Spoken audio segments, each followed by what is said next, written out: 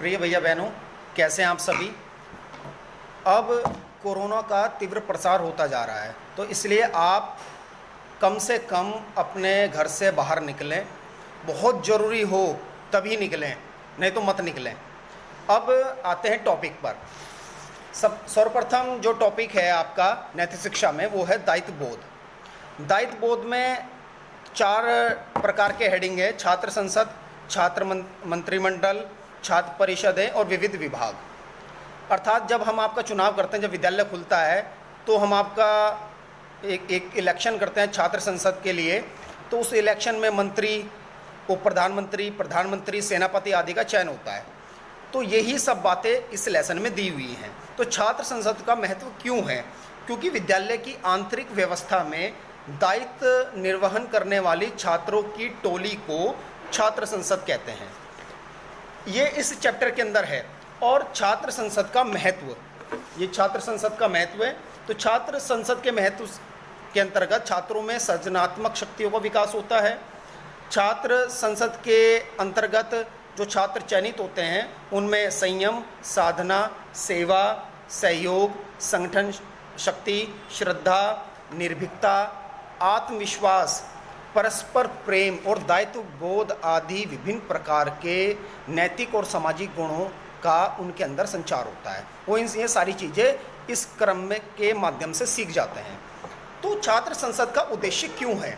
क्योंकि पूर्वजों एवं देश की माटी से उन सब भैया बहनों को नाता जोड़ा जाता है, इसलिए हम ये चुनाव कराते हैं। साथ ही राष्ट्र प्रेम जागृत होता है। त्वरित निर्णय, क्विक एक्शन, त्वरित निर्णय लेने की क्षमता का विकास होता है। प्रतिस्पर्धा का भाव जागृत होता है। कार्य कुशलता का विकास होता है और समाज के उपयोगी जो जीवन मूल्य है उनका जागरण किया जाता है ऐसे बच्चों में जो छात्र संसद के अंतर्गत आते हैं। छात्र संसद के गठन की प्रक्रिया सबको पता है कि निर्वाचन से प्रारंभ होता है। प्रत्येक कक्षा के वर्ग में चुनाव होता है। फिर जब बच्चे सेलेक्ट हो जाते हैं, भैया बहन सेलेक्ट हो जाते हैं, उसके बाद फिर में सामूहिक बैठक करके उप प्रधानमंत्री, प्रधानमंत्री, सेनापति आदि का चयन उसमें से किया जाता है। फिर छात्र परिषद होती है। छात्र परिषद में बाल भारती भी है, कन्या भारती भी है, छात्र संसद भी है, विज्ञान तकनीकी गणित परिषद भी है, शारीरिक शिक्षा परिषद भी है। सभी प्रकार के परिषद बनती है। आपने देखा होगा एक कक्षा वर्ग है, जैसे मान लो कक्षा सप्तम, लव, कुश, ध्रुव, ये तीनों वर्ग हैं कक्षा सप्तम के। तो उन्हीं के अंदर से क्रीड़ा विभाग के मंत्री, उपमंत्री बनते हैं, उसी के या सहायक बनते हैं।